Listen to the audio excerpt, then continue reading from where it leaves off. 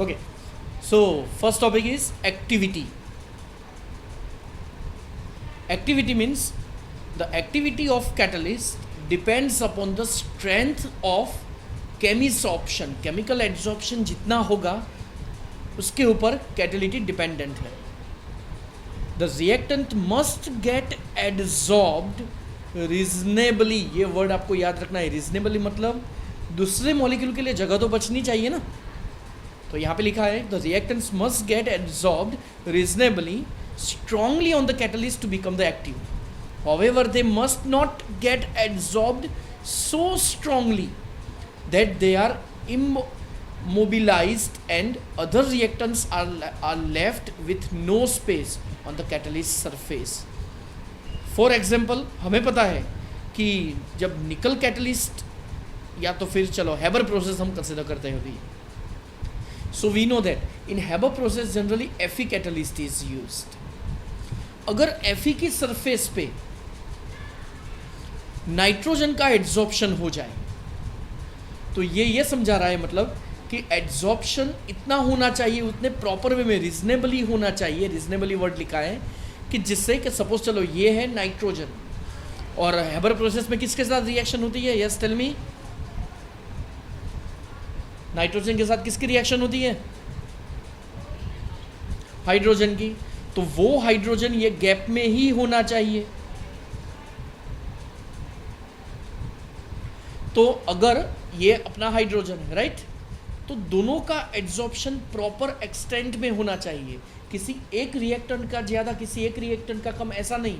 दोनों का मतलब कैटलिस्ट इज अ स्पेसिफिक, मतलब पर्टिकुलर रिएक्शन में पर्टिकुलर कैटलिस्ट यूज़ होता है तो वो दूसरी रिएक्शन में वही कैटलिस्ट यूज़ हो भी सकता है, नहीं भी हो सकता है. डिपेंड्स कि कितना एड्सॉर्प्शन होता है, दूसरे मॉलिक्यूल्स के लिए जगह बचती है कि नहीं. लास्ट में जो प्रोडक्ट मिलती है वो प्रोडक्ट भी उसमें से रिमूव होनी चाहिए जिससे वो एफी सरफेस दूसरे नाइट्रोजन और हाइड्रोजन के लिए अवेलेबल रहे. आपको यहाँ पे पता है कि चलो दोनों के बीच में रिएक्शन होगी और अमोनिया मिलेगा तो वो अमोनिया इजीली रिमूवेबल होना चाहिए फ्रॉम द सरफेस ऑफ एफी. ओके, तो यहाँ पे रिजनेबली वर्ड उसका पर्टिकुलर मीनिंग आपको समझ में आ गया होगा.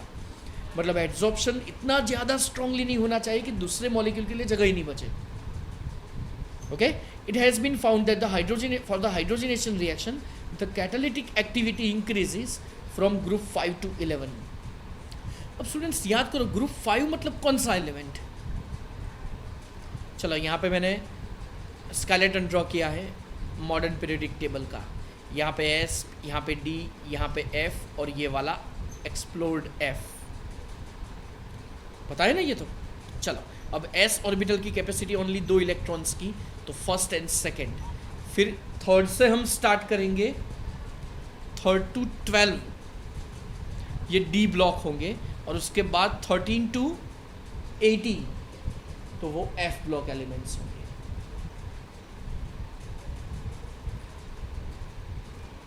ओके, तो यहाँ पे लिखा है ग्रुप 5. मतलब ग्रुप 5 मतलब कौन सा पता है? First is scandium. यहाँ पे जो थर्ड नंबर आएगा वो स्कैंडियम होगा. फिर फोर्थ होगा टिटेनियम और फिफ्थ वेनेडियम. लास्ट होगा जिंक. पता है ना 12 नंबर का. फिर 13 से पी ब्लॉक एलिमेंट स्टार्ट होते हैं. तो 5 to 11 मतलब कौन सा ग्रुप हुआ पता है? ग्रुप 5 to ग्रुप 11 तो मतलब वेनेडियम से लेके कॉपर तक. So as we go from vanadium to copper, so the catalytic activity increases as we go from vanadium to copper. बराबर.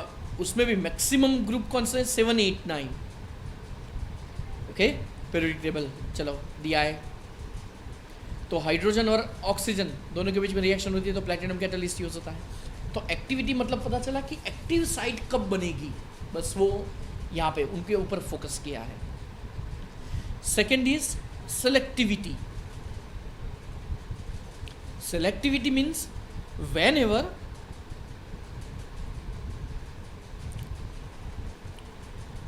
carbon monoxide and hydrogen are reacted together. See here in first reaction there are two components, CO and NO, CO and H2. Sorry. In second one also CO and H2. In third one also CO and H2. So in all of three cases, reactants are same but catalysts are different. In first one nickel, in second one CuZnOCr2O3, in third one copper. So as we go from first to third, here by using different catalysts, different composition of the reactants will be used and different products are obtained. See, carbon monoxide and hydrogen, in first case if we use nickel catalyst, so at that time the ratio is 1:3 and the product is methane. If we use CuZnOCr2O3, carbon monoxide and hydrogen, same reagents are used. Methanol is used. In third case, CONH2, HCHO is obtained. So in all of the cases, different catalysts are used. So at that time, different products are obtained. So this is the main basic fundamental. Again, selectivity means here to get the particular product, we can select the catalyst. So selectivity catalyst is its ability to direct the reaction to yield a particular product selectively. When under the same conditions, many products are obtained. Selectivity of the different catalyst for the same reactants is different. For example, देख लो hydrogen or carbon monoxide. And using different catalysts, different products are obtained. Easy? Next is our shape selective catalysis. तो first of आपको याद रखना है, shape selective catalysis is exhibited by the zeolite compound. अब zeolite में क्या होता है देखो, तो zeolite का स्ट्रक्चर लाइक हनीकॉम्ब जैसा उसका स्ट्रक्चर होता है. हनीकॉम्ब पता है ना, इसमें जो गैप होता है ना, देखो ये गैप, फिर बाद में ये गैप,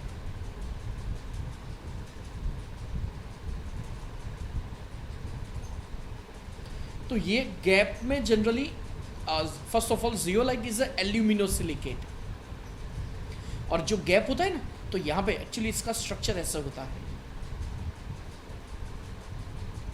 बीच में आपको हेक्सागोन ही दिखेगा. देख लो, चलो हेक्सागोन में हाईलाइट कर देता हूँ. मिला ना हेक्सागोन, देख लो. और यहाँ पे सिलिकॉन ऐसा अटैच होगा.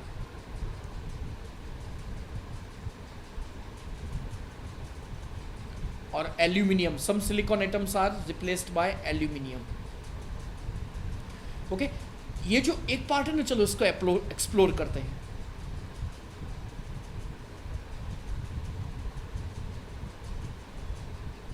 ये जो सिलिकेट आयन है, इसका बेसिक स्ट्रक्चर है SiO4 जस्ट मिनट, यहाँ पे आपको 3 ऑक्सीजन ही दिख रहे हैं, 1, 2 and 3.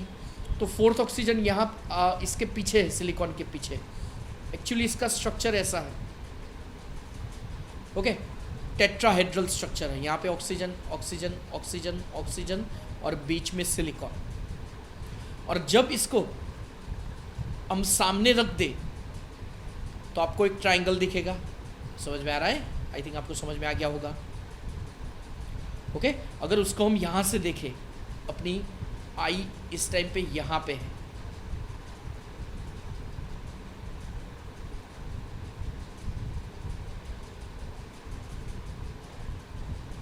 ओके, तो आपको ऐसा दिखेगा स्ट्रक्चर, जिसमें ऑक्सीजन दूसरा तीसरा और ऐसा ही एक पार्ट और ऐसा हेक्सागोनल स्ट्रक्चर होता है. तो ये आपको हनीकॉम्ब समझ में आ गया होगा. ओके, तो बीच में जनरली सोडियम आयंस, मतलब ये जो जियोलाइट है उसका नेगेटिव चार्ज है, तो उस नेगेटिव चार्ज को बैलेंस करने के लिए जनरली पॉजिटिव आयन है. 11th में चैप्टर 9 में आप ये पढ़ चुके हैं, बराबर. Na+Z- इसको हम बोल सकते हैं. चलो, तो टेक्स्ट बुक की थियरी लेते हैं. वैसे मेन काम मेरा हो गया. See, the catalytic reaction that depends upon the pore of the structure, मतलब जो बीच में जो पोर होता है ना वो, and the size of the reactant and product molecules, then it is known as shape selective catalysis. Zeolites are good shape selective catalyst because of their honeycomb like structure. याद रहा? And they are microporous aluminosilicates. Aluminium silicate मतलब मैंने बताया ना बीच में यहाँ पे क्या होगा, सिलिकॉन होगा, but at some places silicon atoms are replaced by aluminium, तो इसको हम बोलेंगे शेप सिलेक्टिव कैटालिसिस। और एल्यूमिनियम सिलिकेट क्यों? क्योंकि उसके बीच में क्या होगा, सिलिकॉन एटम्स होंगे।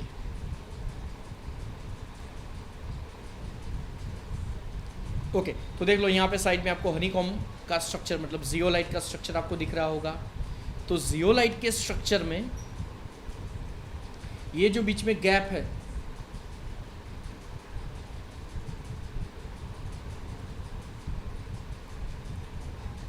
ओके, स्पोर्स में जनरली पॉजिटिव आयंस ट्रैप्ड होते हैं, ओके, और वो एज अ कैटलिस्ट वर्क करते हैं। चलो अब यहाँ पे थ्योरी देखें तो थ्योरी में ऐसा लिखा है कि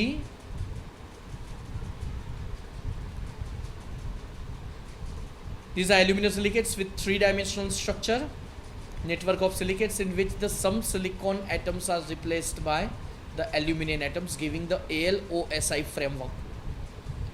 The reactions taking place in zeolites depend upon the, ये आपको याद रखना है, साइज और शेप के ऊपर डिपेंड करता है, किसकी, रिएक्टेंट और प्रोडक्ट्स की, so that it is known as shape selective catalyst. Zeolites are being very widely used as a catalyst in petrochemical industries. It is used for the cracking of hydrocarbon. Hydrocarbon की chain बड़ी होती है तो उसको small करने के लिए generally हम यूज करते हैं ये, ओके। चलो नेक्स्ट, एंड आइसोमराइजेशन। आइसोमराइजेशन मतलब सपोज नॉर्मल हेप्टेन उसको आइसो हेप्टेन में कन्वर्ट करने के लिए ये मेथड यूज होती है, ये कैटलिस्ट यूज होता है। So an important zeolite catalyst, उसका नाम है ZSM5, ये ZSM5 ही है, okay. It converts alcohol to direct petrol by dehydrating them to give the mixture of hydrocarbons, okay. तो शेप सिलेक्टिव कैटलिस्ट याद रखो ये। Next last point is enzyme catalysis. चलो एंजाइम्स, अब जो नॉर्मली हम बोलते हैं जो भी कैटलिस्ट होते हैं वो नॉन लिविंग सब्सटेंस होते हैं। अब ऐसे कैटलिस्ट की जो लिविंग ऑर्गेनिज्म हो, अगर मैं यहां पे लिखूं कि ये सब लिविंग ऑर्गेनिजम्स हैं,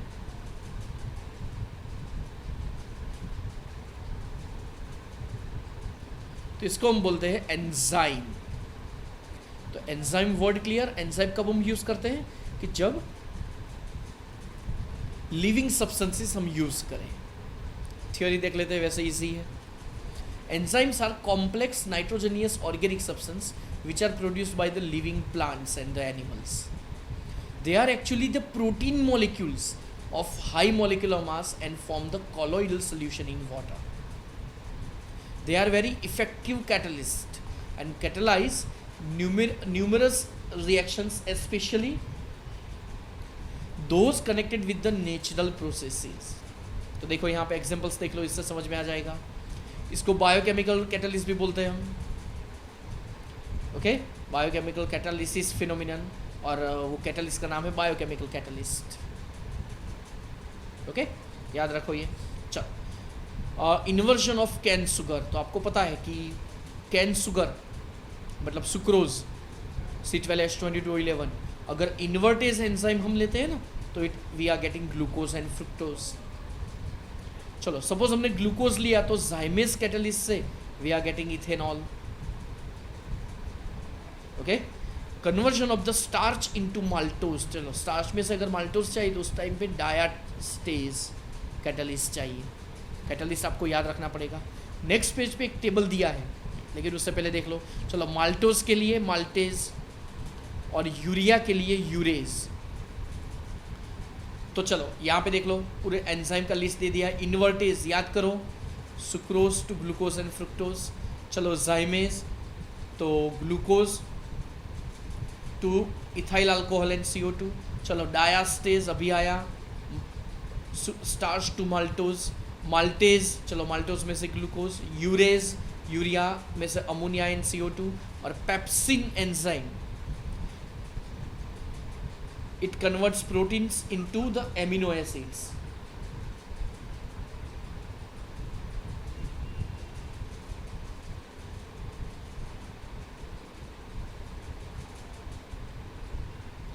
ओके, चलो तो समझ में आ गया होगा। Next, in stomach the pepsin enzyme converts proteins into peptides, while in intestine the pancreatic trypsin converts proteins into amino acid by hydrolysis। तो ये जनरली 100% मेमोरी बेस्ड ही है। फिर से स्टमक में पेप्सिन एंजाइम होता है जो प्रोटीन को पेप्टाइड्स में कन्वर्ट करता है, और ये जो पेप्टाइड्स है या तो फिर प्रोटीन्स है जो पेप्सिन एंजाइम से न हो, तो इंटेस्टाइन में पेंक्रियाटिक ट्रिप्सिन एंजाइम है that converts proteins into amino acid by hydrolysis. Sometimes all the statement will be true, खाली लास्ट पार्ट ही अलग कर दे कि इन intestine the pancreatic trypsin converts protein into amino acid by oxidation. सही answer क्या है? Bye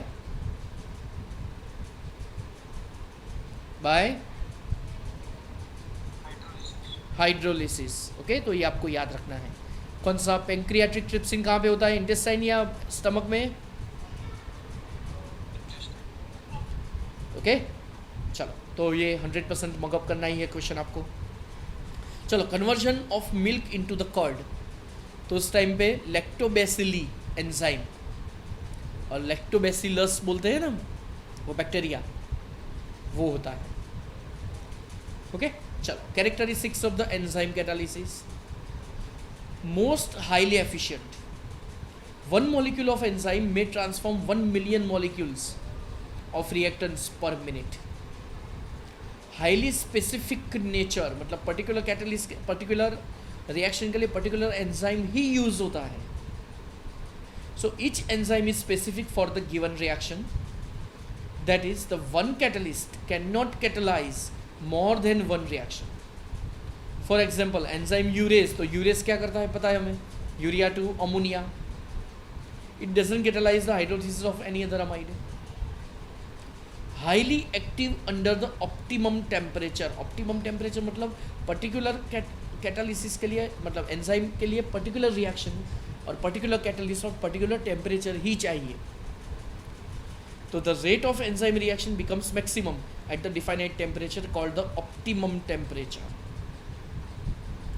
On the other side, the optimum temperature, the enzyme activity decreases। Okay?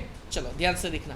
हमें पता है कि अगर हमारी बॉडी में कोई भी बैक्टीरिया का अटैक होता है तो हमारी बॉडी उसको रिमूव करने के लिए क्या करती है? टेम्परेचर रेज करती है, जिससे वो बैक्टीरिया इनएक्टिव हो जाए। इसको हम बोलते हैं ना, हमें फीवर है। एक्चुअली फीवर होना वो अच्छी बात है, लेकिन प्रॉब्लम क्या होता है कि ह्यूमन बॉडी का मेन पार्ट कौन सा पता है? स्टमक, मतलब डाइजेशन सिस्टम। तो डाइजेशन सिस्टम मैक्सिमम फ़ारेनहीट की बात कर रहा हूँ मैं, 98 to 99 डिग्री तक ही वो वर्क कर पाता है। उससे हाई टेम्परेचर पे वो डाइजेशन सिस्टम के एंजाइम वर्क नहीं कर पाते हैं। तो लिखा है देखो, optimum temperature range for enzymic activities 298 to 310 kelvin. So human body temperature being 310 kelvin is suited for the enzyme catalysis. अगर इससे टेम्परेचर इंक्रीज होता है तो फिर प्रॉब्लम क्या होता है? तो वो वर्क ठीक तरह से नहीं हो पाता है, मतलब हमारा डाइजेशन सिस्टम खराब हो जाता है। ओके, चलो, highly active under the optimum pH.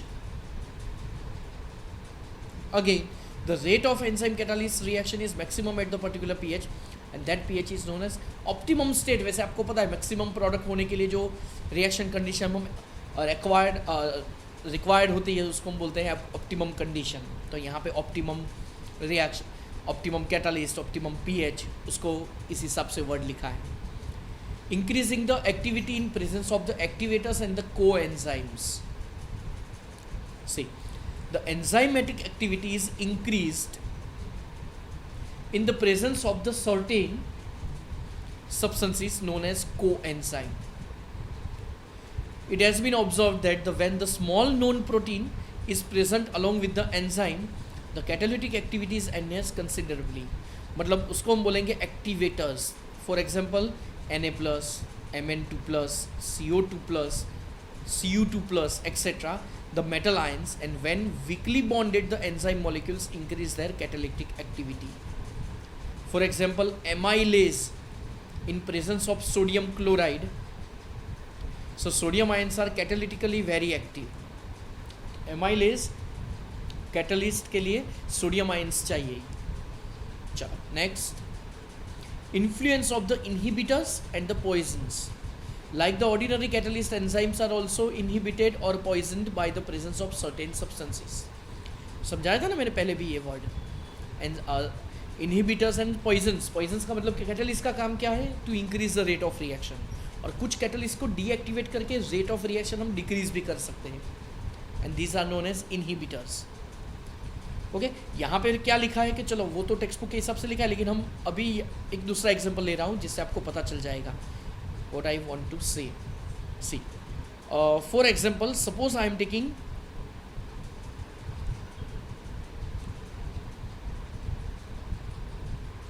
HCl and Zn. So whenever Zn and HCl are mixed together, at that time we are getting ZnCl2 and hydrogen gas. Okay, 2 HCl are needed.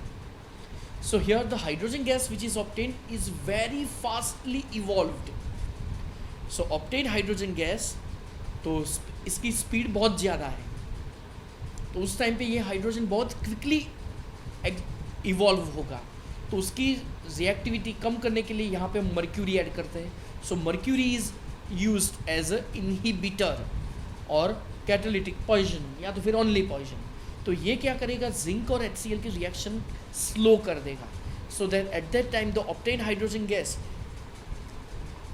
Will be less speedly, will be obtained less speedly, less speed से आपको मिलेगा और proper reaction हो पाएगी. Okay, चलो अब यहाँ पे समझा है mechanism of the enzyme catalysis. So there are number of cavities present in the surface of colloidal particles. These cavities are characteristic shape and possess the active groups like NH2, COOH. SH कौन सा group है पता है किसी को? First is amino carboxylic acid, last is alcohol. SH thiol. याद करो, CH3SH इसका नाम है मिथेन थायोल. ये है इथेन थायोल. इसका कॉमन नेम बताएं इन दोनों के.